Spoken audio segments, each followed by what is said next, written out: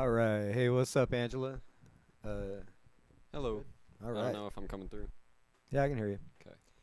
Yeah. Yeah.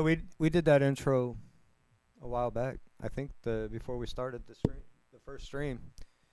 Pretty sure I made that intro for the first stream, maybe the second one. This is number 6. This is the sixth volume, Sixth installment. sixth installment. Let's see, panel. Here we are.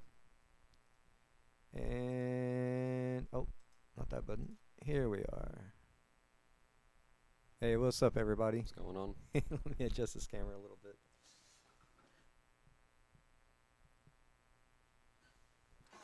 All right. Hey, yeah, we got a hell of a show planned for you guys. We're gonna start out with the freshly procured Bill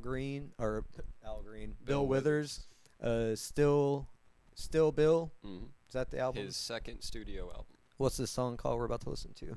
This one is Let me see. Take It All In and Check It All Out. Here's Final the- song on side B. Just picked this one up today, by the way. Yeah, it's definitely a reprint of an original, but it's in perfect shape. He bought brand new. It's like a little over $30. So. All right, that's what we're gonna start out with, and we've got quite a bit to talk about and show off and play today. So hopefully y'all are nice and comfy. Got your bowls loaded, got your joints rolled, and your coffee brewed, and hopefully we can lead y'all into your Wednesday afternoon. It's a hump day around here. I almost forgot. We was out at a record store and we was gonna go by and see my parents, and I fucking realized, oh shit, we was supposed to do a fucking show today. We didn't do a show all weekend because we had water coming in the apartment. So We were flooded. yeah, we were flooding all weekend until Tuesday. I think they finally let up Tuesday. So anyway, yeah, we're gonna play a little bit of Bill Withers here, and we're gonna do things a little differently. We're not gonna be playing album front to back anymore. I think we're just gonna be picking particular songs to play off of particular albums, and just playing a song and talking about it. I think that'll work really better. trying to avoid copyright here. Yeah.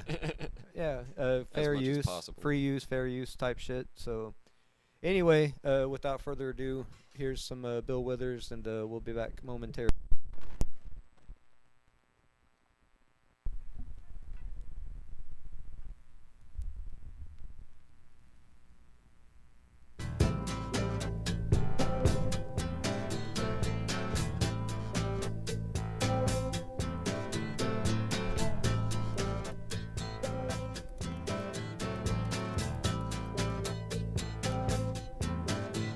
You can fill up a room without a hug.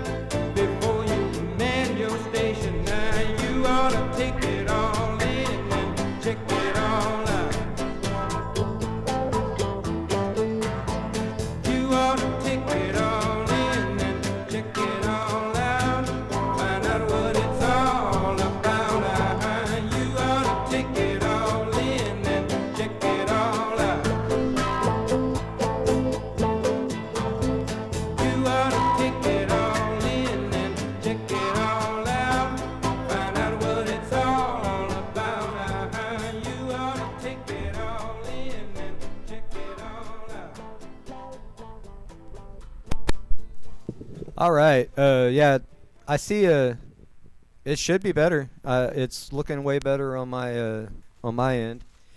So let us know. I guess I can turn it up more. I found a way inside of OBS, so that's cool. It was nice to learn that. Just boosting the decibels, really. Yeah. And it seemed like I got more to go if I need to. So if Angela or one of these lurkers that are watching can let me know in the chat. Oh, much better. Hey, Lori. Sweet. Good to see you in the chat. Yeah, we got a hell of a show. I'm glad you showed up. We did start a little bit early. What else we gonna play? What would you say we should play from maybe side one? Side one. Let me see. Lean on Me? Honestly, a go-to, but I'm thinking about copyright. Yeah. How about Use Me? Use Me or Who Is He and What Is He to You? One of those two are honestly golden. Okay, we'll do Who is he to and what is he to you? Let's translate that to today's terms. Who the fuck is that and who is he to you? Why are you hanging with him? All right, what is that, number 3? Yeah. All right, so this is Bill Withers. We're going to stop playing Bill Withers after this. So you Switch to a new album. don't have to worry about copywriting us, Mr. Bill. I see some hair or something on there. Let me get that real quick.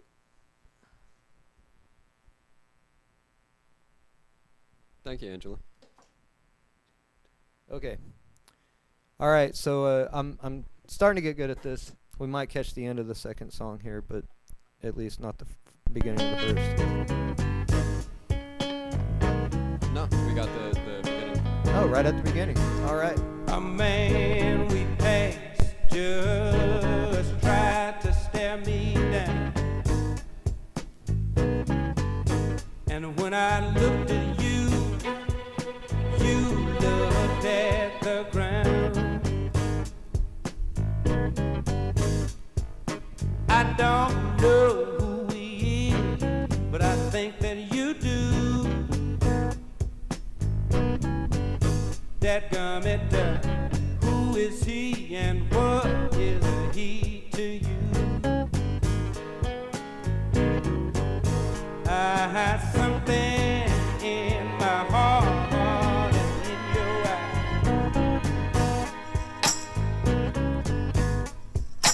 Tell me he's not someone just passing by.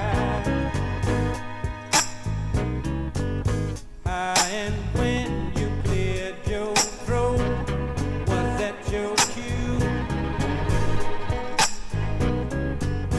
That gummit, who is he and what is he to you?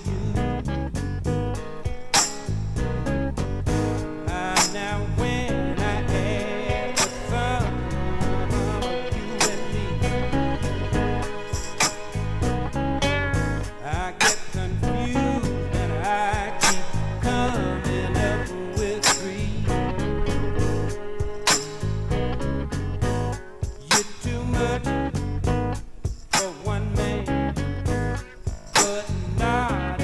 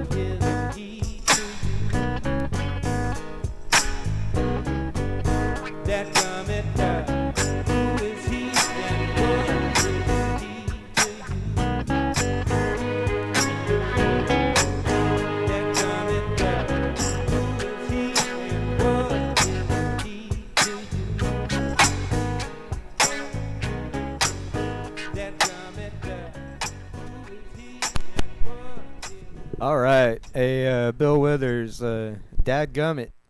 Who is he and what is he to you? I hadn't heard such proper use of dadgummit in my fucking life. It's so aggressive, but not aggressive. Yeah. I miss when people didn't cuss, man. I miss when they fucking, you could tell they wanted to. You could tell he wanted to cuss there. You could feel the restraint. God damn it. You know what I mean? But no, they didn't talk like that back then. I think that's what I like about some of these older records is how things used to be.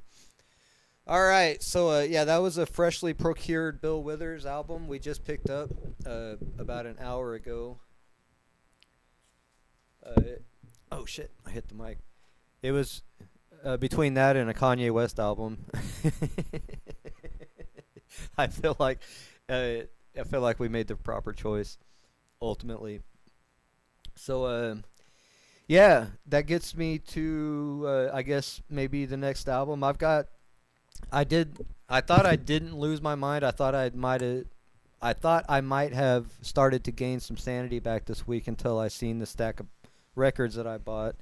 And I have not. I have just fucking increased my fucking collection another third at least. I was able to get rid of that George Michael collection for about $10 more than I paid for it. So that was cool. I was looking for George Michael Faith album, and there was another one. There's two albums that he did when I was a kid that I liked, but it wasn't on that collection. So anyway, I was able to trade that back for $10 more than I paid for it, and was able to get some more records today. So one of those for me. The three that I picked up today, I guess I'll go ahead and show you because I'm not going to pick through them today. The three that I picked today was an REO Speedwagon. Let me adjust this camera a little bit. REO Speedwagon. I was looking for this particular song, and we'll probably play it, and that's Can't Fight This Feeling. I can't fight this feeling anymore. I don't know, it was just a song from my childhood. I bought another one of their albums last week or maybe the week before that had two or three others that I like singing along to, and that's why I bought it. I think I paid $7. It says $7 right here. REO Speedwagon, good sing along hit. All right, and actually I want to play that song in just a second. I also bought okay, so I through researching and because a lot of this pretty much every album I bought I start looking up and researching about and reading about. So anyway, it's a man named Eric Burden, English guy who came to the United States and was playing with a band called The Animals. And I didn't know about that. I'd heard about the Animals, but I didn't know that Eric Burden was with the Animals. But he's also the one that helped form Eric Burden and War. And I've got, like I showed y'all in past streams, I've got, I don't know, 7 or 8 War albums now. 9 now, maybe, because I just grabbed another one I'm about to show here in a little bit. But there's not been a War album that I've been disappointed with. So I've been grabbing every one that I see. And so I researched last night and found out that he was also with the Animals. So I picked up Eric Burden and the Animals. This is an original print. I'm going to say mid-60s because that's when they were playing. Let's see here. I don't see a date on this, and I just picked this up, so I'm not sure. But it's old as fuck. Even the artwork on the inner sleeve's all black and white. It just still amazes me how much just visual design there still is on these 60s, 70s, even 50s vinyls. Yeah, the Gentrys, Herman's Hermits, Hank Williams Jr., and the Animals. Roy Orbison. I remember Roy Orbison. Yeah, I remember that name. And Merv Griffin. So anyway, I'm not sure what to expect with this album. I'm not sure the type of sound or if I'm even gonna really vibe with it. Uh, but I did like what he did with War, and so I decided to pick this up. I paid $7 for it, and I maybe next week I'll remember to do some research on it and give you the actual date of when it came out. I believe it was 63 when I looked it up before, but I'm not sure. I know it's mid 60s. All right, so there's Eric Burdon and the Animals, who also went on to start, joined with the band War and made War what it helped make War what it is today. And then I had to go back and get back in touch with my rap roots, and I got Kanye West Late Registration. I love Kanye. Kanye for president. Kanye 2028. But yeah, it's got Heard 'Em Say, Touch the Sky, Gold Digger, Drive Slow, which is one of my all-time favorites. I love Drive Slow. Roses. This is a two disc album. Diamonds. Hey Mama, that was a good fucking song. I loved Hey Mama. If y'all remember, Kanye did Hey Mama and brought his mom out on the stage and danced for her and sang that song to her. It was adorable. It was fucking adorable. So yeah, I love Kanye. I don't care what people think about him. And we almost bought 2 of his albums today, but my son found Bill Withers and we decided to wait on the other one. But we will be getting that one too. Hey, what's up, Arcana? I was just telling people about a couple of these albums. I've got plenty more to show that definitely have to do with your influence and stuff that you said. So hopefully you can stick around and get your accolades. So yeah, let's go ahead, and I haven't even opened up this Kanye West. It's brand new. I paid $37 for it.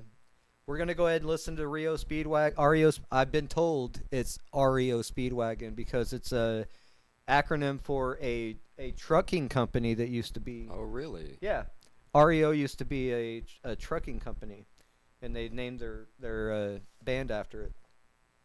So wow. yeah, Okay.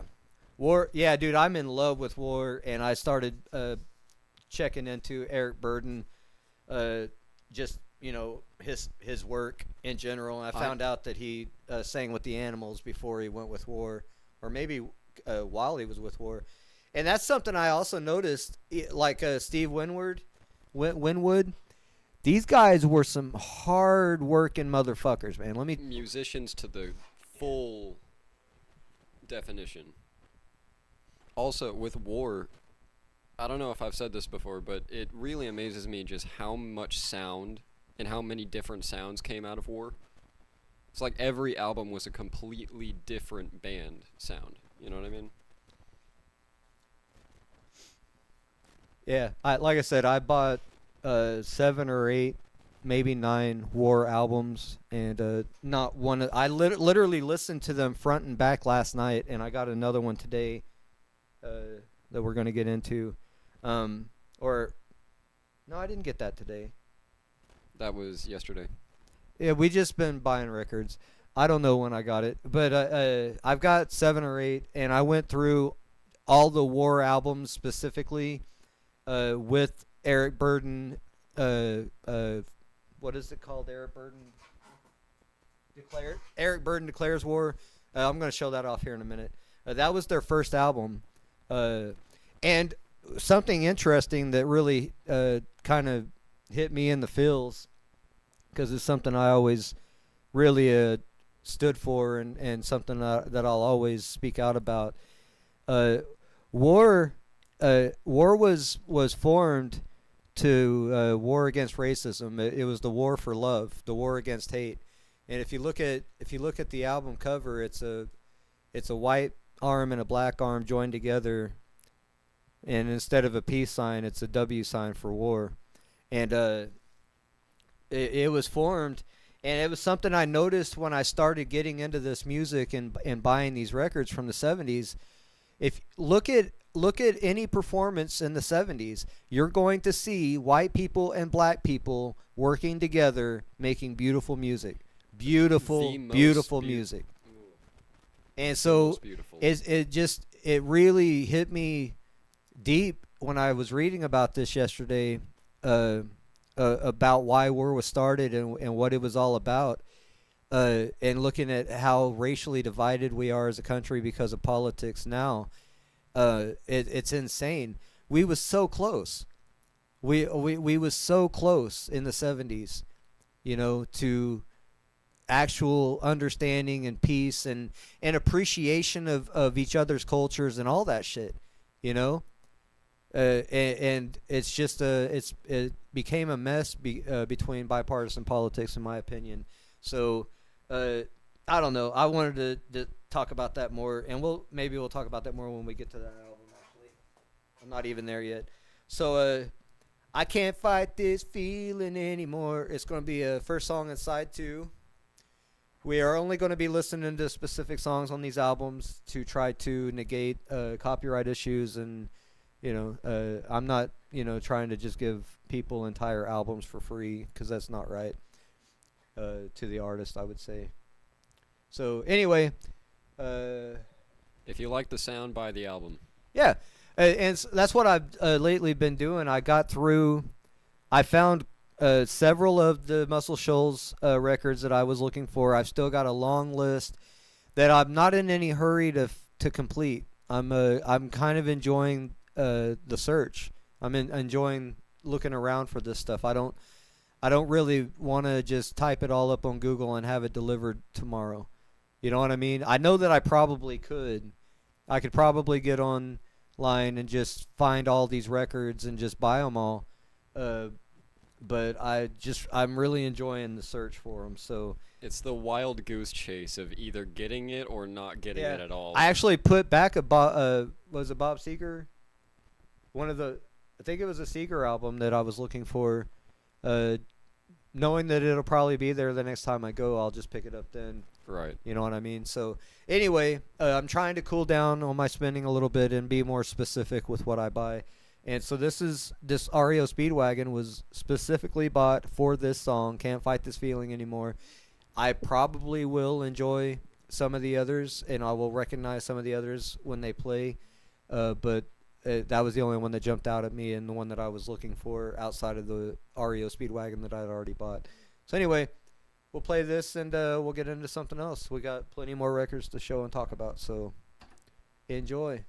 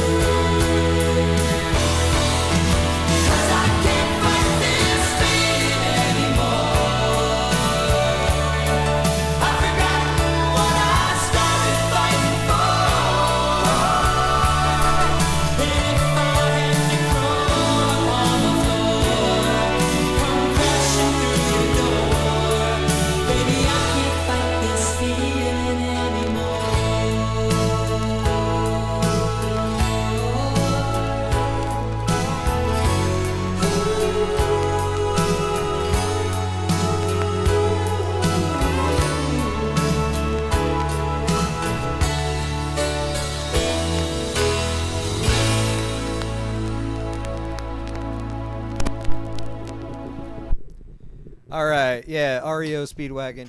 Yeah, I know. I'm not like an REO Speedwagon fanatic. Trust me, but uh, they had several songs on the radio when I was a kid that I loved singing along to, and so I bought a couple of those albums that have those particular songs on them. I don't know why they fucking always played REO Speedwagon on the radio, but you know, those songs just kind of grew on me. I honestly, I told Jackie this.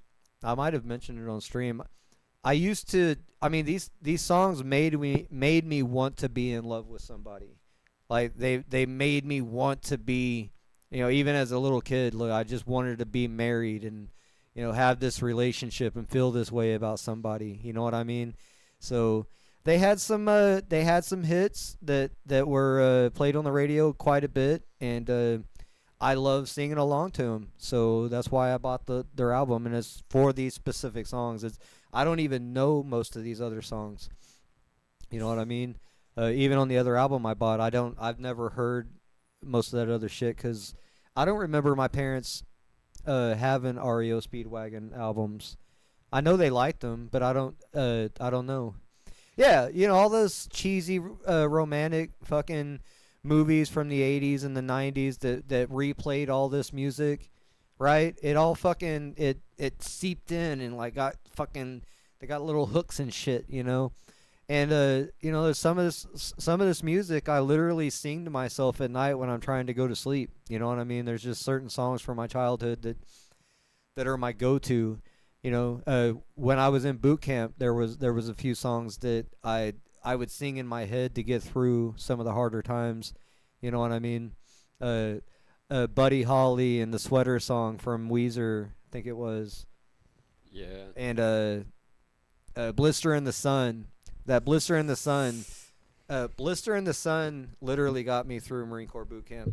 Because that's what I felt like. I was a blister in the sun. So anyway, let's get into some more of these albums. Let's go ahead and put this one up so we can have space.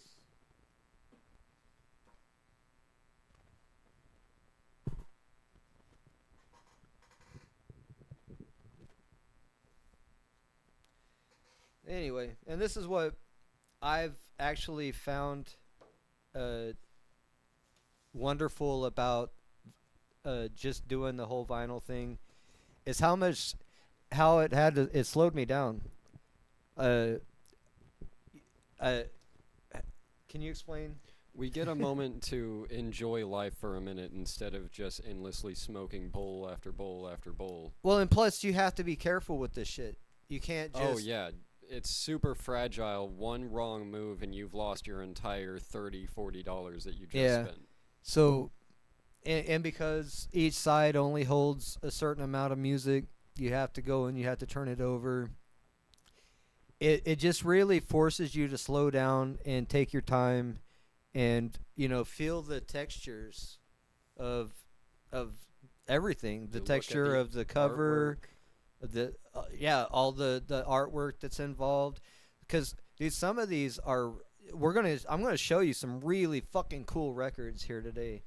Let's get through these. Sometimes the art is better than the music. I'm coming to that conclusion that I might just have to start buying some vinyls just for how they look and then putting them up on the wall. I have, and I'm gonna show you two albums that were kind of bombs in my opinion, because I thought they might have, by the picture, it would have a different sound. You know what I mean? Hang on. Those were the ones we just showed were just what we picked up like an hour or two ago. Like, so we was heading to a record store and then was going to head to my parents' house, and I remembered, oh shit, I gotta do this fucking stream. So hang on a second. Kind of a last minute stream, but still kind of well thought out. Same point. All right, we'll do three at a time. Arcana, I'm glad you're here because this one concerns you specifically. All right, continuing the conversation about War and Eric Burdon. This is War's first album, their very first album, when they called themselves Eric Burdon and War, and this album is called Eric Burdon Declares War. I listened to it all the way. It's fucking phenomenal. Even for their first album, fucking phenomenal. And I'm trying to think. I don't think I even stopped to look at a particular song. No, I didn't, because it was all good. It was all just a really good flowing album, front to back. I believe this is from '68.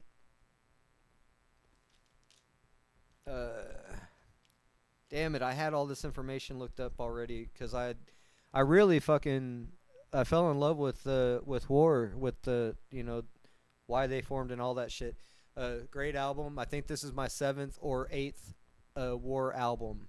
So I'm just to let you know, if you're into funky vibes and good, like he said, just a fucking range of sounds and music. Just it's man, their albums are incredible, and they're still recording.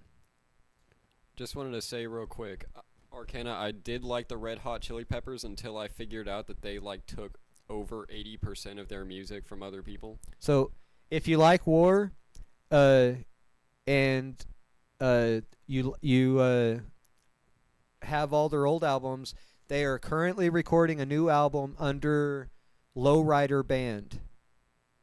They're called. They have to call them. They can't use War. I guess they might have sold their likeness, or MGM stole their likeness, more likely.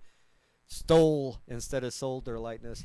They can't use War anymore, so they went with their most popular song, which was the Lowrider song, and called themselves the Lowrider Band. And they are in the process, from what I read, creating an album since 2019. I think they've been working on it. So hopefully we get another War album out. With the time it's taken to make that, they're putting some effort into that one. Oh, yeah. Yeah. And speaking of bands that I'm not hugely fans of, but they did make a couple of hits that I love. We got Styx here. Some of you may enjoy Styx quite a bit. The only song that I knew about from this Treach son did not know that. What, Red Hot Chili Peppers taking a lot of their music from other people? Yeah, he told me that, and it kind of ruined them for me. So anyway, this album has actually been upgraded by somebody, because they actually stenciled in Styx up here It looks in the so corner, much better. and it looks like it looks like it belonged there. It looks like, holy shit, that's they just wanted you to know that it was a Styx album, but the original album apparently does not have that. Somebody stenciled that in with marker, and they did a terrific job. It's fucking great. Not a single line outside the lines. So anyway, we're not going to listen to anything off of this, but everybody, you may not know the name Renegade, but if you started playing the song, you're definitely going to recognize it. And that's I paid $8 for it, and it's in great shape. Great shape. Original print. All the artwork is fucking fresh, and it's just got some graffiti, PW, on the back here, which is fitting for another reason. And like I said, they stenciled Styx in there, which in my mind is an upgrade. I know ultimately it would probably lower the value for a collector, perhaps. I guarantee you the PW on the back does. But other than that, the record's in great shape. The sleeve. Oh, I didn't even check the sleeve. And show y'all that. I like to do that. These sleeves are amazing sometimes. It's a high quality wax paper sleeve, but it doesn't have any artwork. It's just got their. It's actually got their lyrics printed on it, which is cool. I appreciate that, because I often mishear lyrics and have been singing lyrics wrong my entire life. All right, and that's the word from our bagel dog, Beaner. Beaner the bagel dog. So anyway, $8 for a Styx album for a favorite old song is worth it in my mind. And back to Arcana, Mr. Boz Skaggs. I got his original first album. This is indeed an original Muscle Shoals recording. It says right here. Says right here, recorded at Muscle Shoals Sound Recorders, 3614 Jackson Highway, Muscle Shoals, Alabama. And let me tell you, we're about to listen to Loan Me on a Dime, which in my mind, in my opinion, is what made this record and really put him on the map. Now that I'm getting into him, I can't remember who all he sang with or what he went on to do. But I knew he was an original. Boz Scaggs was an original Muscle Shoals artist that I was looking for. I lucked into this album for $16, y'all. $16, and it is all original. What was the date on it? I can't remember. 1969. So we're gonna go ahead and listen to Boz Scaggs, in case you've never heard of him or don't think you have. You're in for a treat. I bought several of his albums now, and this is his very first. And what's funny, the inner cover, in great shape, got a naked dude in there. That's funny. He's at least covering himself. The outer cover is in bad shape. It's ripping apart down here at the bottom where it holds the record in. It's definitely showing its age, but I absolutely love them in this shape. I love them in this shape because it tells me that this record was used and handled quite a bit over the years. So anyway, here's the inner sleeve. It's got color ads for a bunch of other records and shit. Because by the way, we really do like the idea that like other people have owned this album, and mostly for the fact that because they're coming from Muscle Shoals, someone from Muscle Shoals had to have, like, I don't know the process of making an album, the cutting of it. Pressing, yeah. Someone from Muscle Shoals had to have pressed and touched that disc at the same point, which makes it more of a collectible, in my opinion. Especially, I don't know. It means a lot to me, and this is one of the main records that I would be looking for if I hadn't found it today. It's on my list, and I've got a long list of records that I'm still looking for, and I don't mind it taking me a long time to find them. If I just find one every time I go out, then I'm pretty happy. You know what I mean? If I could find an original Muscle Shoals recording every time I went out, I would be fucking thrilled. Some of them are seeming to be very rare. You know what I mean? So, and this is stuff that we were talking about. My son and I are both willing to travel for shit like this. We're willing to make road trips. We will be going to Muscle Shoals, and we might be. We're planning on paying for some recording time.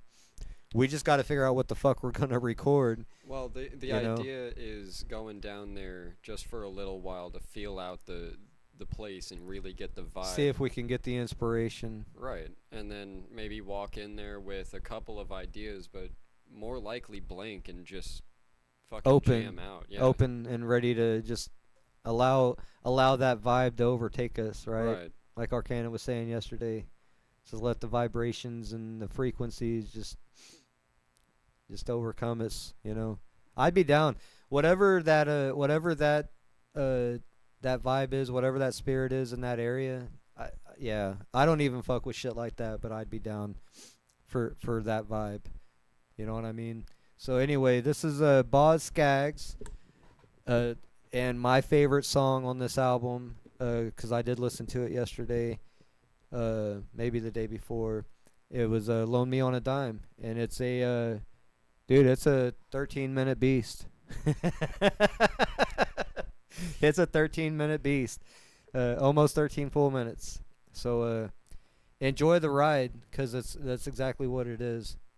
And appreciate Arcana for turning me on to Boz Scaggs, and how interesting that just happened to coincide with the list that I was already building. I had no idea who Boz Scaggs was. I had just seen that he had recorded at Muscle Shoals, and I've got more. I've got other Muscle Shoals recordings to show you today. Just hang on. You're gonna lose your mind when you see what I found. It's insane. I literally found what I considered the holy grail out of all of the Muscle Shoals recordings this week. I found it. All right.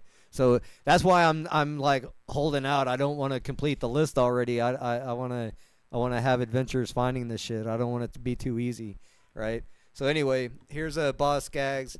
Much love to Arcana for her musical knowledge on this. And for those that don't know, she does streams. A very interesting person, and happens to have been a part of the music business. And I don't want to put all of her stuff out there, but you know, knows what she's talking about when it comes to music, right? And much respect to that. Absolutely. Much respect. Much respect to that. So anyway, here we go. Let's tune in and fade out for about 15 minutes. Enjoy your bowls, your joints, your cigarettes, your coffee. Enjoy whatever chemicals that you are intaking and your vibing, substances. and you know, just enjoy this shit.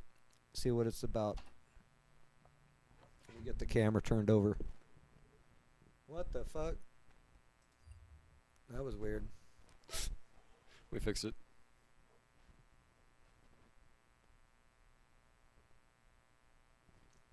Got to make sure to get the dogs in there. With the dog. There it is. There's the second Got one. to clout chase off my dogs.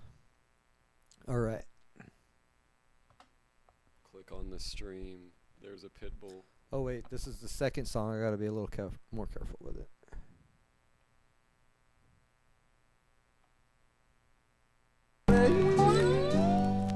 Yeah, all right.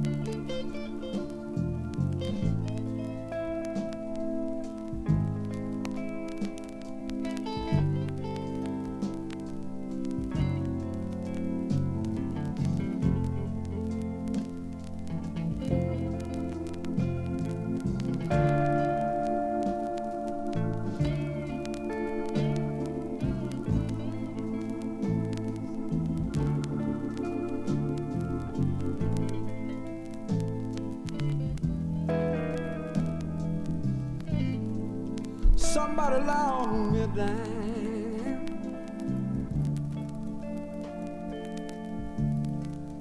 I need to call my old time used to be.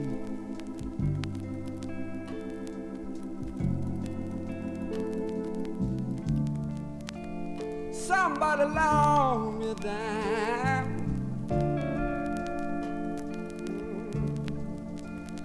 I need to call my old time it used to be.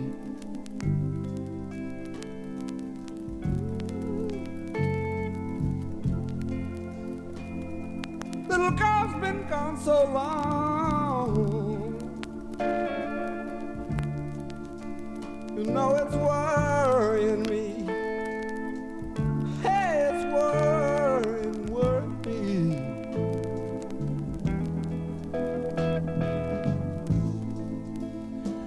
I know she's a good girl,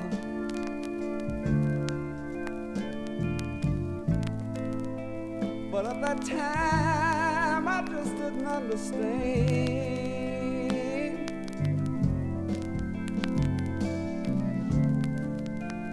I know she's a good girl, but at that time I just didn't understand. Oh, no, I didn't. Somebody loaned me a dime. You know I need a helping hand.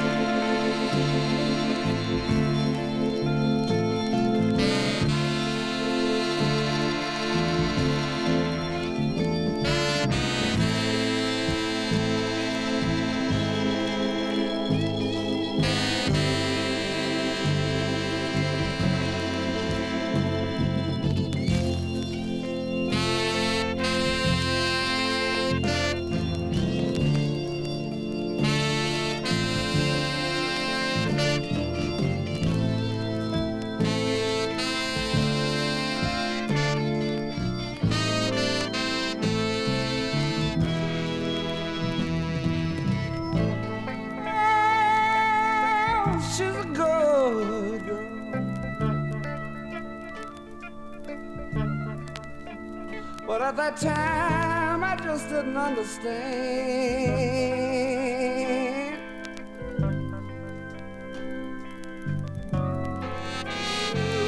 Ooh, I know she's a good girl. Well, at that time I just could not understand.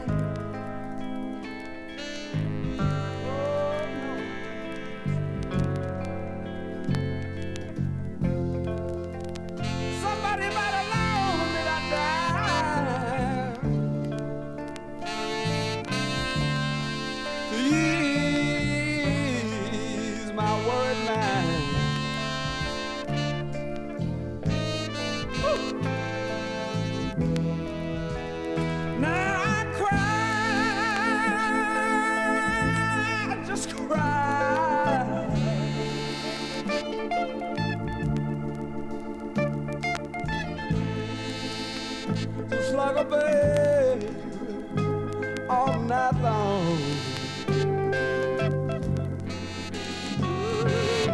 You know I cry, just cry.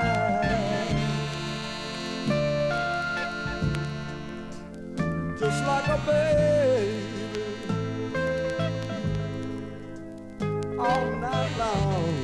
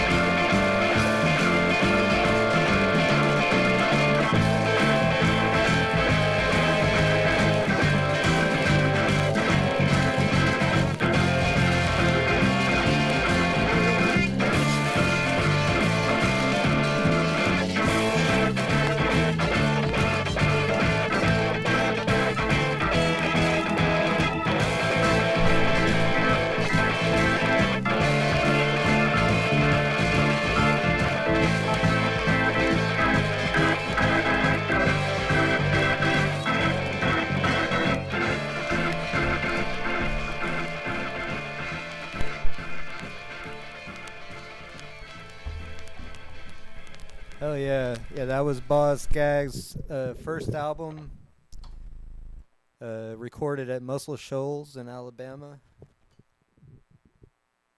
Loan Me on a Dime. And man, I hope y'all felt that vibe like I did when I heard it yesterday. Oh shit.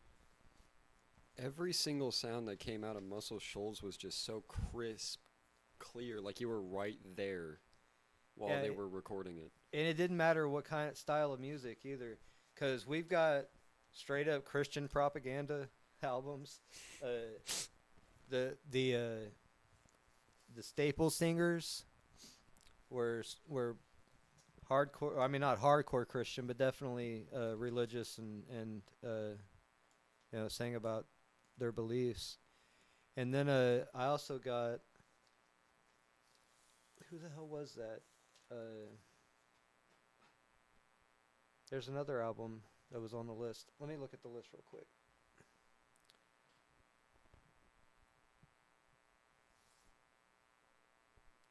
Who the hell am I talking about?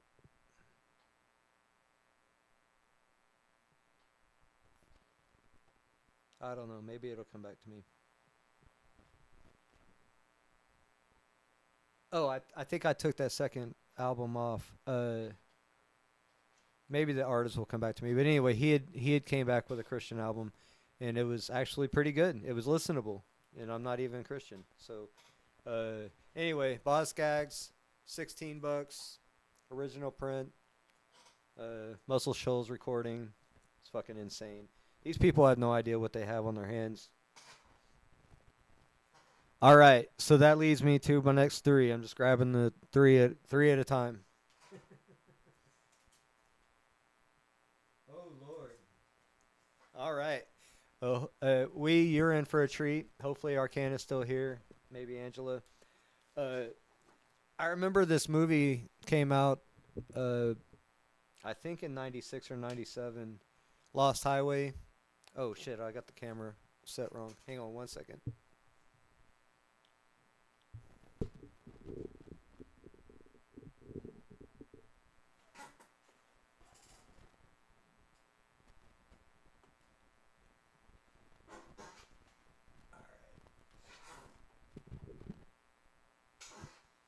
That'll work. So anyway, I can't remember if Trent Reznor wrote the movie too, but I know that he produced.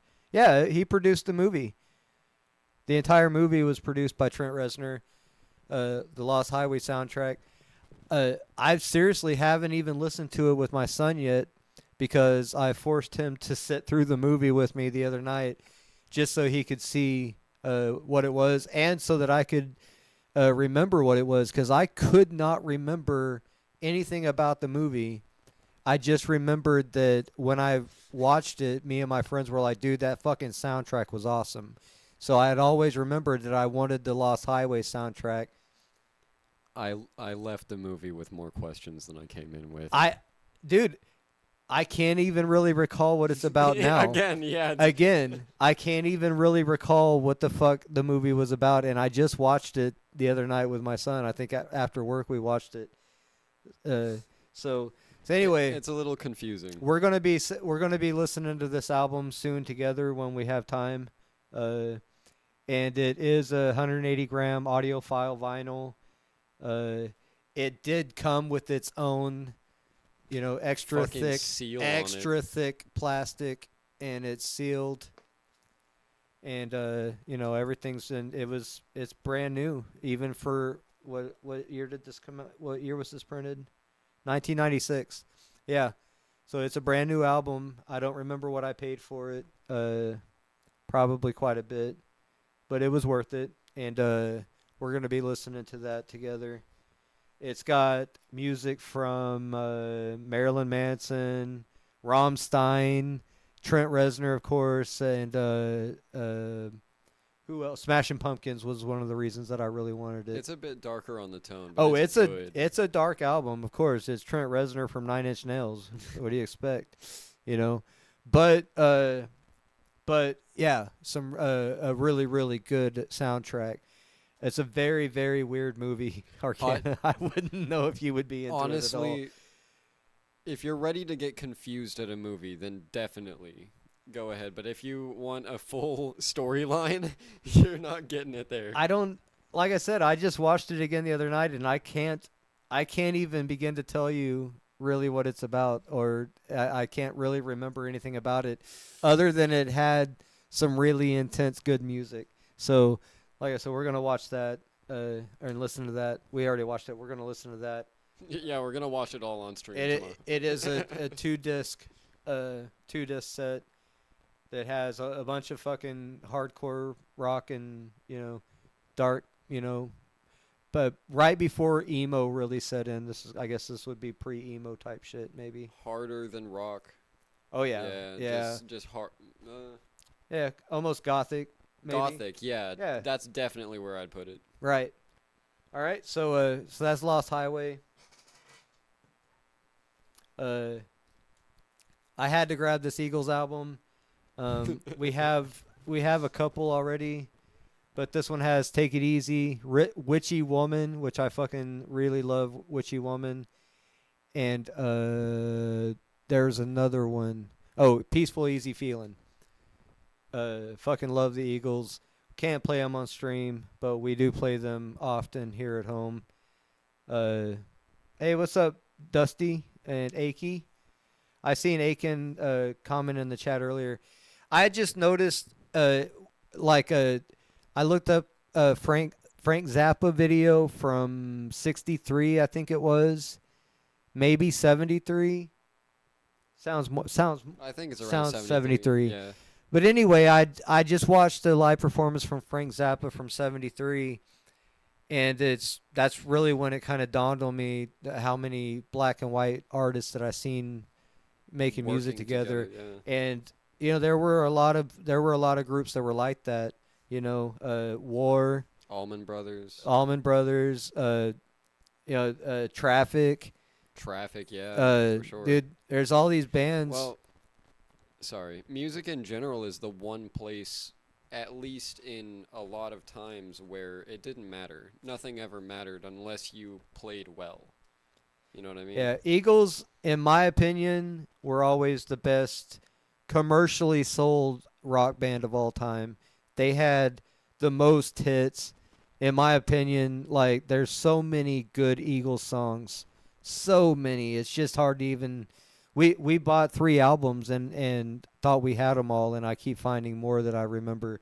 So, but you just can't really play much of their shit on stream because they're bitches. They're whoever owns. They will take your whoever shit. owns the likeness of Eagles and their masters. Yeah, they're pretty sticklers. All right, so that leads me to. This is, in my opinion, the golden grail of all of the Muscle Shoals recordings. This is the birth of Rolling Stones. It's their first album, Sticky Fingers. It does have the zipper. We got the zipper. The zipper fucking works. Let me get a close up. Let me take it out of the plastic. We can't undo it because it would immediately destroy every single piece I of was value in advised, it. and I'm going to advise anybody that touches this record to not unzip it. It does unzip. He did show me that it unzips, but he advised me not to, and I agree with him. We're not going to fuck with the zipper, but there it is. They actually fucking lined a zipper in this fucking a real zipper. And honestly, I didn't notice the bulge until I had been staring at it for a while and just kind of admiring the record, and I was like, holy shit, yeah. They you could tell they moved the light around just enough. But there it is. Rolling Stones, Sticky Fingers. This is an original print. Let me get this thing out, dude. This is so cool. Original print from 74. I think that says 74. Yep, 74. This album was recorded at Muscle Shoals. All right, and it has The insert is in good condition. I think it's trying to slip out the bottom here. The record is. There's the picture. There's the sleeve. Record's in mint condition. And I only paid $40, y'all. I paid $40 for this thing. Literally went into a store. The guy wanted to look at my list. Yeah, I got the zipper. He wanted to look at my list, and I bet you if I gave it to him, he could probably destroy it and destroy our bank account in the same all in one swoop. In a single, yeah. But I just gave him just this record's name, told him I was specifically looking for this particular record, and he went to the back and he fucking had it. Yes, it is very rare. This is a prized possession album. This is right off the top, just one of my favorite records. I'm not sure which one of my favorites, but this is the most valuable. They are selling for several $100s online at various places. So we got insanely lucky. Yeah, and to have one in this good a condition, I mean, the only thing better would have been still in the wrapper and never fucking opened. You know what I mean? Outside of that, I mean, it really could not be in better condition. So, and there's his butt. There you go, Arcana. There's his butt. There's I don't know which one. Who was it? Was that Keith Richards or was that what's his fuck? I don't know. I don't know whose butt that was. It's somebody's butt. It is an ass. Anyway, so that was my find of the week. They literally, while they were there at Muscle Shoals, they wrote, like from start to finish, from scratch, they wrote Brown Sugar, which is what put them on the map. They wrote Wild Horses, which is a beautiful song. And they also wrote You Gotta Move. And they recorded the rest of the album there, but all the from what I understand, the rest of the album was pre-written stuff that they had already had ready, but they did all the recording there at Muscle Shoals, and you can tell that the rhythm section is it's the Swampers. It always shines through, no matter what. Yeah, and it's a great album. It's a vibe throughout, and dude, I'm so lucky to get this for $40. I'm gonna cherish it and watch these things go up in value over the next few years.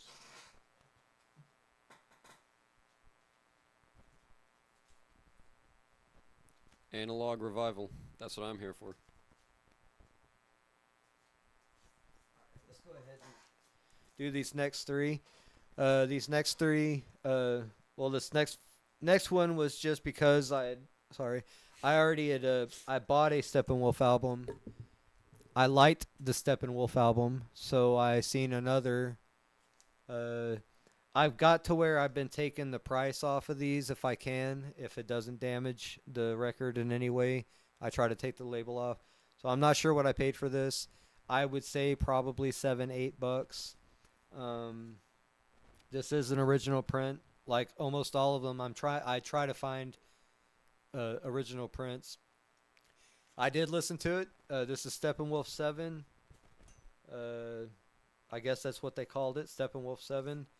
And it's the same vibe as the other Steppenwolf that I had already bought, and I love it. So if you like funky, kind of almost hard rock, but with a funk and vibe to it, Steppenwolf is your band, I would say. Really cool, funky bands. All right, now we go to two records that I bought specifically from the aesthetics. I had no idea what I was getting into. I kind of thought that with Vanilla Fudge, the beat goes on, I would be getting a particular sound, and I was dismayed. Vanilla Fudge, the beat goes on, has no beat. There's no beats. I don't know if I was here when he listened to it. It. it's mostly fucking classical, okay? 18th century, 19th century, 20th century. It's I see Hound Dog, the Beatles in here. It looks like Moonlight Sonata with Beethoven. So it's just a really laid back classical mix album with no beat, no funk or anything like that. So it was a little misleading, right? Just a little bit. Little misleading, but and it's very slow paced compared to what I thought it would be. We did try scratching with this though. we did. I did a very very light, weak attempt at scratching, because I didn't want to mess my needle up with this album. But I have seen Vanilla Fudge albums at all the record stores, so apparently he's a hit with a certain type of folk. I'm not going to be particularly looking for any more of his albums myself. If you know of a particular song that you think I might like, you're welcome to shoot it to me and I'll check it out. But I'm not going to be buying any more Vanilla Fudge albums. There is also a chance this is a local artist. No, it was recorded in New York and it's from It's a full studio. 1968. It's an old album. He was around during the right time. Okay. So it's just a different vibe. It's more of a classical vibe, And what I thought would be very dark, maybe even heavy metalish from the cover. It's like comedically satanic. Brain salad surgery. I'm pretty sure it's satanic. In a way, it's really easy to make fun of, though. It's not very intimidating. It's 1973. Here, I'll open it up and show you the artwork. It's pretty cool. I don't know what the fuck it is. There's some 3D stuff going on inside her face that it's probably not gonna translate to camera very well. There's some stuff going on in the hair. Some glitter and shit. But yeah, I'd seen the skull and it looked kind of toolish. It looked kind of. We thought there might be a vibe there. Yeah, it looked kind of maybe dark, progressive metal maybe, and I don't even know what to describe it. It's just not my thing at all. Probably a overtly satanic, but I don't know. I didn't really give it too much of a listen. I believe it had more of a if I could put a style on it, it had more of a honky-tonk feel. Kind of a honky-tonk country vibe. No, maybe that's the Vanilla Fudge. One of these had a honky-tonk vibe. Like, really honky-tonk. And it just wasn't my thing.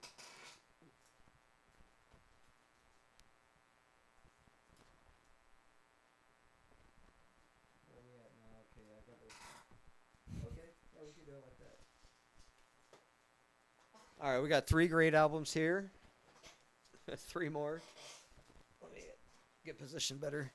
All right, my third album, Al Green, "Living for You." Haven't listened to it yet. Or wait, did we? Yeah, we've listened to this a few times. Only like once or twice. I think I've got 2 other Al Green records. I don't think any of these or Let's Get Married. Yeah, I remember. Oh, and he redid Unchained Melody on this one, which was a very, very good version of Unchained Melody. So there's that. You'll never go wrong buying an Al Green record. I come across this, and I feel like I talked about this last week. Maybe I didn't. Janis Joplin in concert? No, I didn't. That was but holy shit, this album. Oh yeah, dude. 2 disc album. I can't remember. This isn't a specific performance. This is just live a live performances. concert. Oh yeah, it was. It was a single live, I'm pretty sure. Yeah. 1972. This is an original print. It is in immaculate condition. Everything is. Oh, look at this. Look at this. Look at her, how beautiful she was. I had such a crush on her, man. She was so hot, dude. I just fucking adore Janice. I thought for sure that I'd go to a concert and be able to fucking, hook up with Janice at some point. But no, she was gone before I even met her.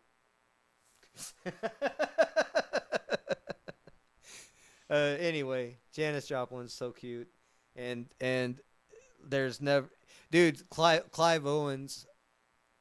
Davis. I mean, the owner of which record? President of Columbia Records wrote a really beautiful, a little biography about her. Little story about her, basically. You should look at. It's actually It's heartwarming, and this has pretty much all of her good shit. Piece of My Heart, Summertime, Try Just a Little Bit Harder, Ball and Chain.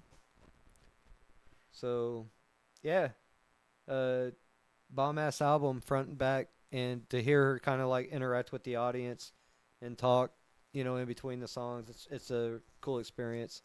Kind of brings her back to life. Super, super high quality. In great shape. I'm not even sure what the value of this is. Could be anywhere if we're being honest. And then Jackie picked out a Norah Jones for herself, and we've listened to it 3 times already. It's beautiful. Such a good album. Yeah, I fell in love with Norah Jones back in the day when I first heard. What was that song? I can't even remember what it was called. Don't Know Why, I think it's called. Yeah, she's got such a good voice, sultry voice. There's nothing really particular special about the cover. It doesn't fold out or anything. But it's a Norah Jones, good all around listening to music.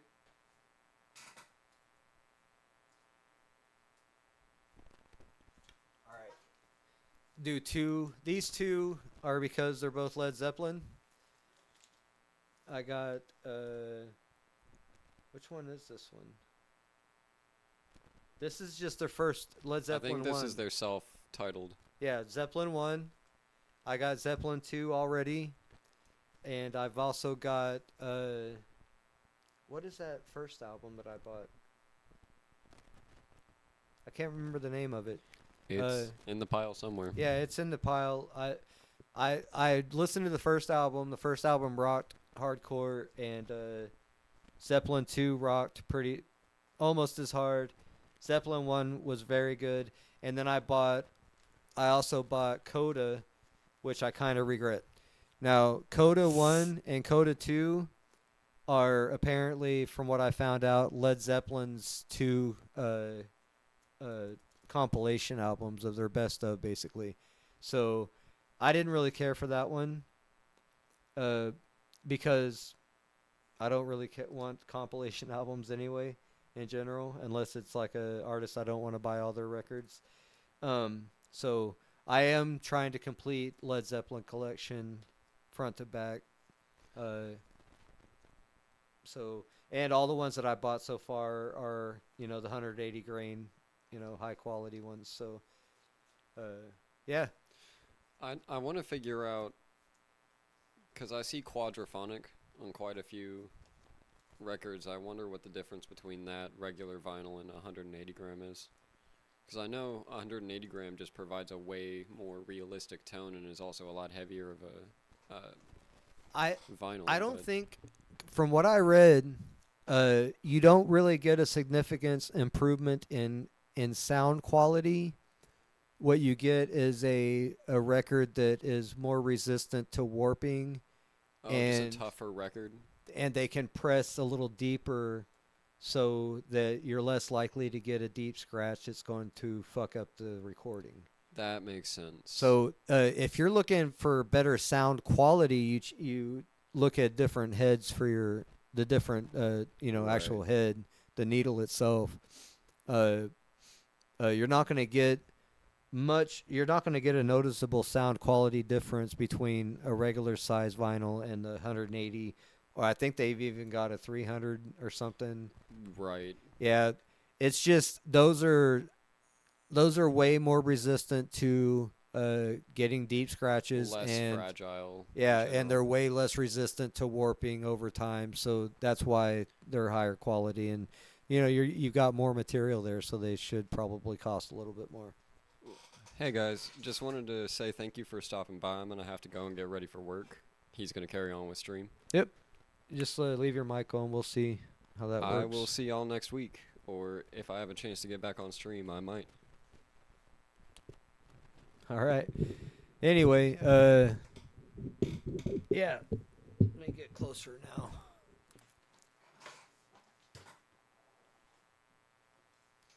All right. So we're on our last 3 or 4 albums. I left these together because I think they're all the same type of music. No, they are, basically. All right. So like I said, Jackie's been kind of getting into buying albums, so we've been buying stuff that interests her more and stuff that I used to listen to more. We got Timbaland and Magoo. Got it's a two disc series, and it does have all their good shit. It has several Missy songs on there with them, with Timbaland and Magoo. Yeah, Beat Beat, Up Jumps the Boogie, Clock Strikes, Love to Love You with Aaliyah. Yeah, Aaliyah's on this album a couple of times. So anyway, yeah, it was mainly for Jackie, but also for me too. I enjoyed Timberland and Magoo. I also bought her a The Baby album that has Rockstar on it.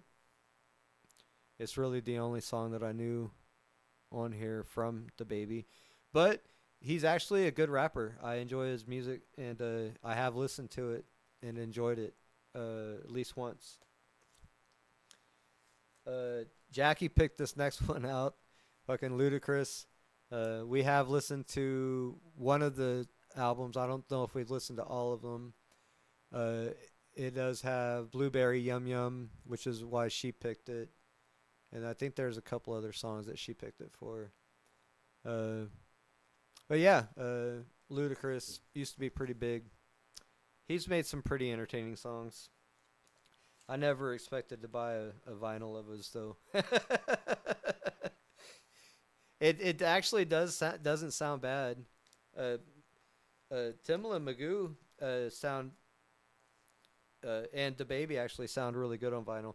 And here is my last find for the week, and I am super stoked about it because I did already purchase the Sugar Hill Gang's first the single. I did have the single of Rapper's Delight. This is the first album of Sugar Hill Gang, and it does have Rapper's Delight, the short version on it, and it has several other songs that are considered to be the first rap songs ever recorded. This is from 1979. Let me go ahead and take it out. I'm so stoked about it. This is from 1979. It is in mint condition. Mint condition. All right. Oh shit, I'd say mint. It's starting to separate down at the bottom there. Sleeve is okay. It's an okay condition sleeve. Record is in pretty good condition for its age. There is a couple of light scratches, but nothing that affects the play. So, anyway, Sugar Hill Gang, y'all, the first rap group, first rappers, really. I think there was another group that was recording around the same time, but I think all the rap heads are and people from this time they give credit to Sugar Hill Gang for writing the first rap song, which is Rapper's Delight. So, yeah, and actually, the rest of this album is very enjoyable to listen to. There's a couple of just love songs, singing songs. There's a couple of kind of rappy songs, um, and just the Sugar Hill Groove. I like that one. But yeah, dude, it's just a really cool piece of time of history when R&B and rap was created. The birth of R&B and rap, really, and all of that came out of Muscle Shoals, Alabama. That's where it was all started, and it was started from artists like Aretha Franklin, who recorded there, her first album. Etta James, Rolling Stones, you know. That's the last of the albums that I have to show off today, and I guess I didn't go through and listen to any. I guess we can go through and listen to some of these songs. I don't know which one to play off of this one. I don't know. Let me look back and see. Maybe there's a couple songs that will jump out.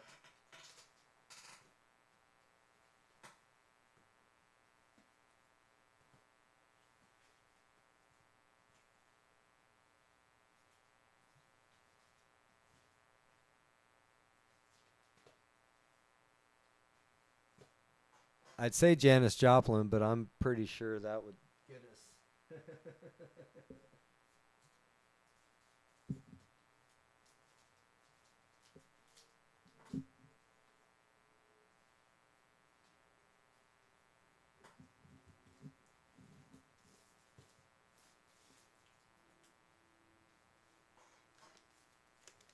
I don't know what to play. We've already played some Boz Skaggs, played some Styx. Let's play some of this Eric Burdon Declares War, 'cause I'm really impressed with that album. Like I said, there's not been a war album that I didn't like. Let me see if I remember of any of these in particular. I don't know. I don't know. We'll just start side 2. The first song is called Spill the Wine, and we may skip another song or two out of that while I find some other stuff to listen to. Yeah. Sugar Hill. Dude, I've got I almost bought another. I guess they went on to produce some other rap groups from that time. I almost bought another Sugar Hill record today. But I was already getting to the point where I was spending too much. Oh shit, I dropped my keyboard. Hang on one second. Yeah, we'll just start side 2.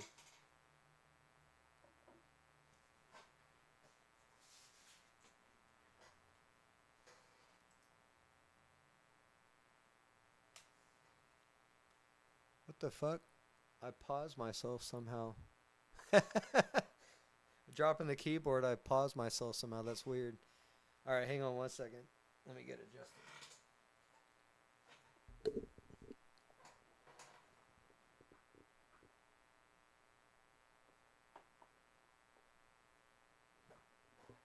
Alright. So, Eric Burdon Declares War, their first album. So I can't remember the year. I guess it doesn't matter right now.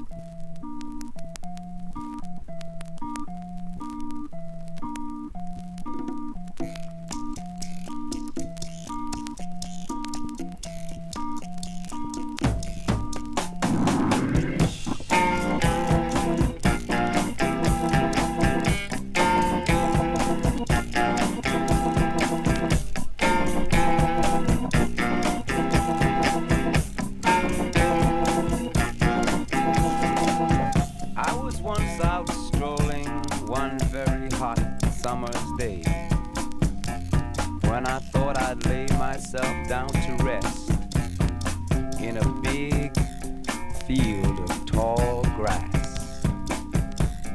I lay there in the sun and felt it caressing my face as I fell asleep and dreamed.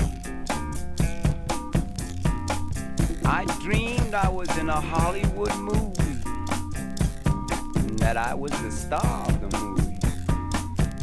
This really blew my mind. The fact that me, an overfed, long-haired, leaping gnome, should be the star of a Hollywood movie. There I was. I was taken to a place, the Hall of the Mountain King. I stood high upon a mountain top, naked to the world, in front of every kind of girl. There was long ones, tall ones, short ones, brown ones, black ones, round ones, big ones, crazy ones. Out of the middle came a lady. She whispered in my ear something crazy. She said, "Do I take that girl? Do I take that girl? Do I take that girl? Do I take that girl?" I thought to myself, what could that mean? Am I going crazy? Or is this just a dream? Now wait a minute, I know I'm lying in a field of grass somewhere, so it's all in my head. And then I heard her say, one more time, "Do I take that girl? Do I take that girl? Do I take that girl? Do I take that girl?" I could feel hot flames of fire roaring at my back as she disappeared, but soon she returned. In her hand was a bottle of wine, in the other a glass. She poured some of the wine from the bottle into the glass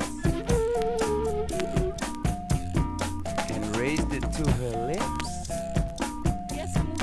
And just before she drank it, she said, "Take the wine, take that girl. Do I take that girl? Do I take that girl? Do I take that girl? Take that girl. Yeah, it's all yours. You gotta do it. Spill that wine. Spill that wine. Let me feel. Let me feel. Spill the wine, spill the wine, spill the wine, spill the wine, spill the wine, spill the wine, take that girl.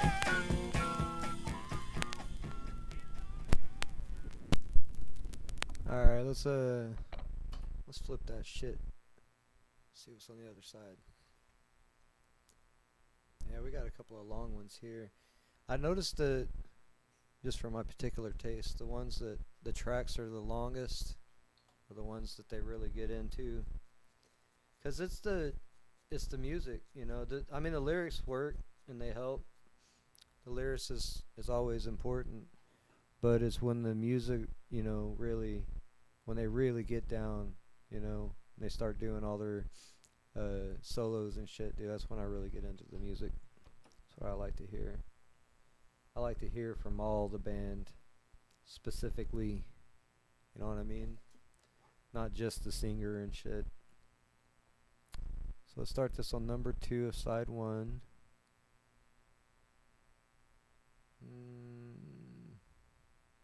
Yeah, let's try that.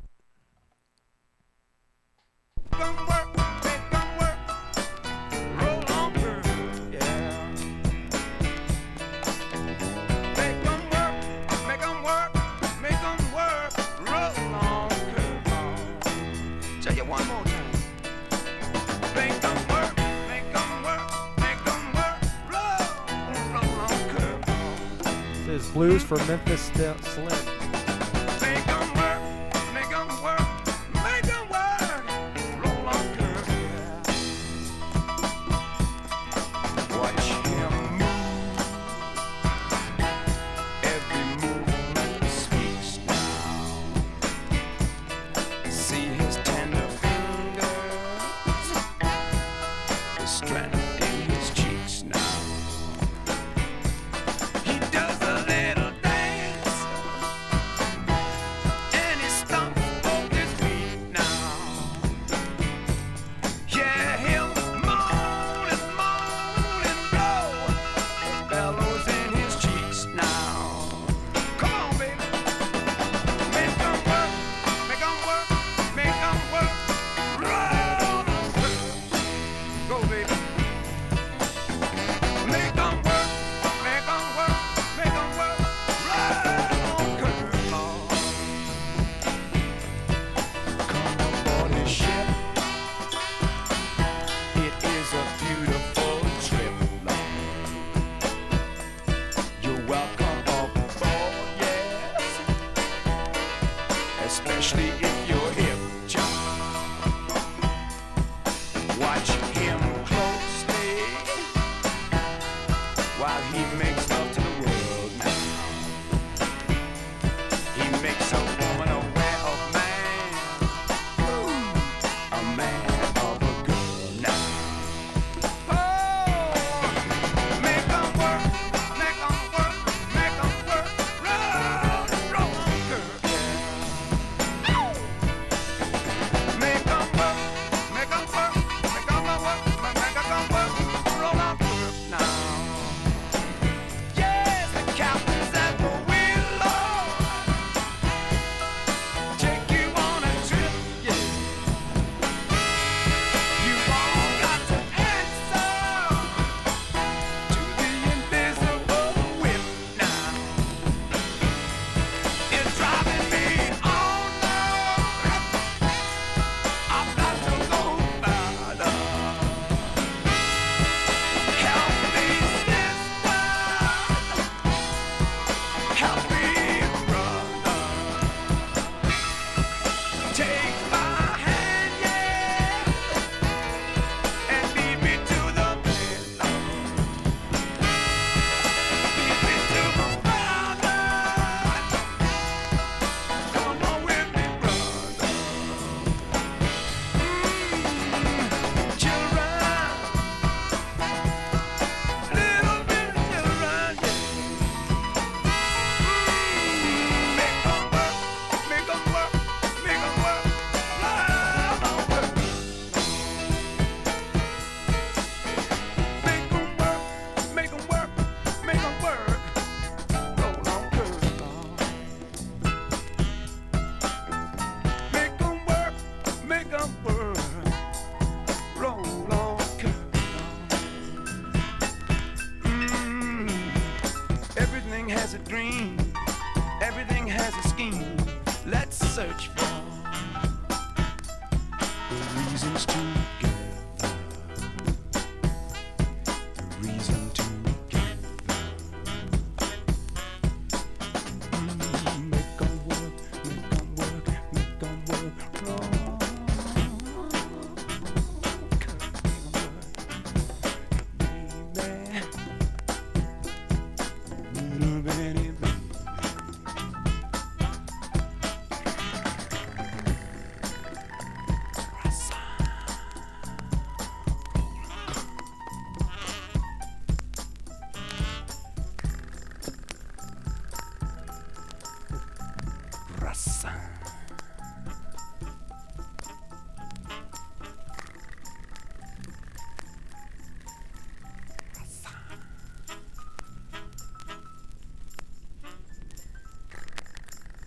All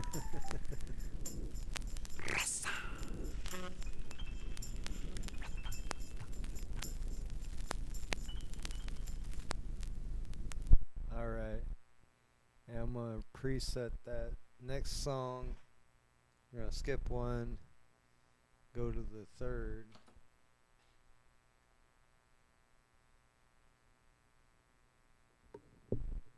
That second song was actually called Roll on Kirk. So or it's also called Tobacco Road. No? The third song is called Tobacco Road. All right. Well, anyway, the song we're going to end with is called "I Have a Dream" by War, and not saying ending it right now, but that's the song we're going to play out as we end this stream. I am nearing 2 hours. That's long enough. We talked about a lot of music, showed off a lot of records, and played a few songs. So that's a good Vinyl Wednesday, right? I don't know. I guess maybe I'll open panel up. I'll open panel up, give you all a few minutes if anybody wants to panel up, has something to say. And if not, we'll play some more music and we'll end this shit.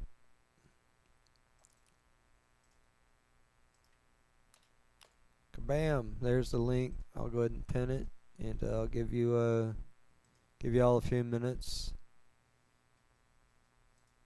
See if somebody wants to join.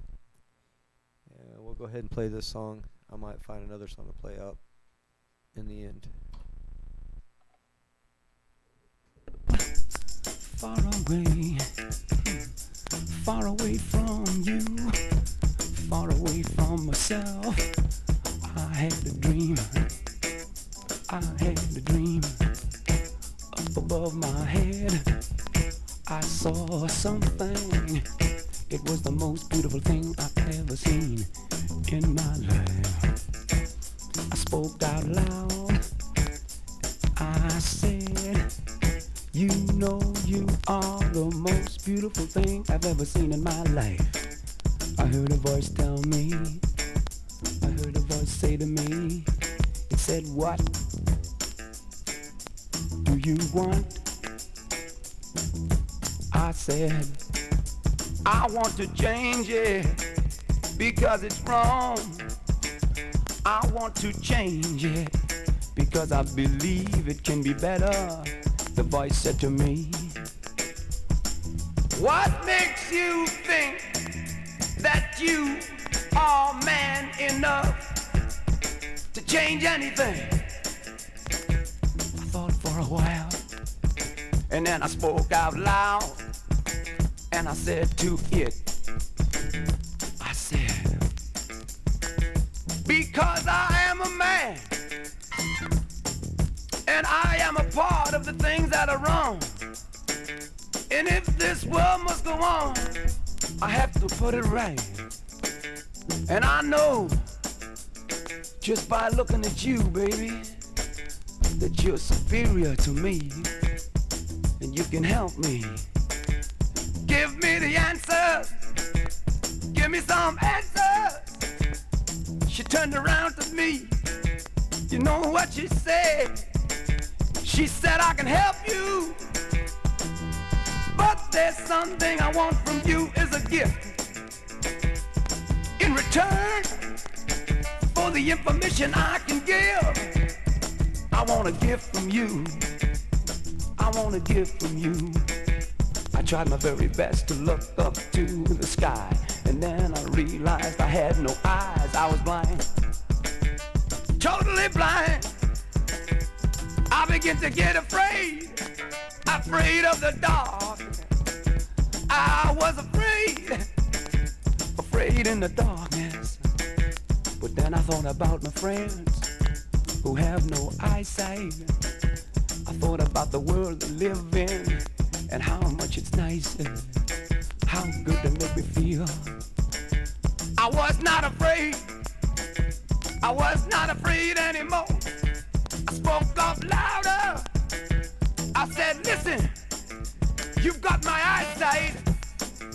there isn't much more I can give. Now tell me, how do I change it? The voice said back, oh yes there is. You want something more than your eyesight? I thought for a while. I thought, what more could she want than my eyes? And then the terrible feeling crept over me as I began to realize that I understood what she was talking about. I screamed out loud. I said, I'd love to give up my life. I'd love to give you my life. But I'm just a young man, and I have a wife. I have a wife and a baby. And if I die, I know they'll cry. So please don't take my life. Then I heard my wife say, it's all right, baby. I understand. Go ahead and do your thing. There was nowhere I could run. I heard my father say, I understand, son. Go ahead and give it. It's yours to give. Then I heard my mother say the same thing. She said, go ahead and give it away. I give it to you, and now it's yours to give to someone else. I was lost. I was lost. No place to run, no place to hide, no place to run, no place to hide. I felt it. I knew it.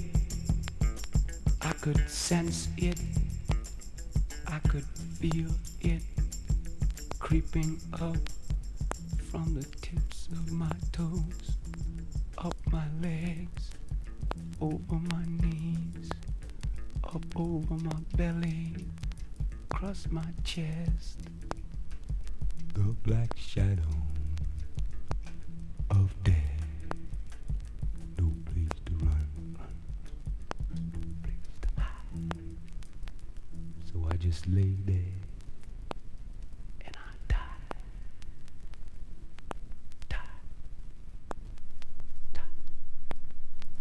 Darkness, stillness. But it's gotta be changed, yes it has. It's gotta be changed, yes it has. I open my eyes once more. I breathe again. I walked again. I was 10 times stronger. They give it back to me. I'm gonna give it back to you. Life is too precious. Life is priceless. Life goes on and on, Lord. Never stop. Never stop, no, no. It just goes on and on and on and on and on. I've gotta change that road. I gotta build me a new road. We can walk that road together, hand in hand, yeah. Hand in hand, hand in hand, we will. Yeah. Road, road. Talking about a road, yeah. Talking about the back of road. Talking about the back of road. You know it. Dirty and it feels dead. Dirty and it feels dead. Dirty and it feels dead. Tobacco road, yeah. Tobacco road, you know. Tobacco road, yeah. Tobacco road, yeah. Tobacco road, oh Lord. Tobacco road. Talking about a road. Talking about a road. Talking about a road. Talking about your road. Talking about my road. Everybody's got a road. Talking about a road. Talking about it. Talking about it. Talking about a road. Tobacco road. Tobacco road. Tobacco road. Tobacco road, road. Tobacco road, road.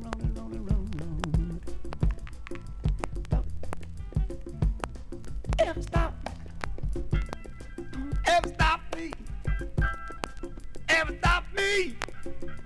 Talking about road, road, road, road. I'm coming home. I'm coming home. I'm coming home now.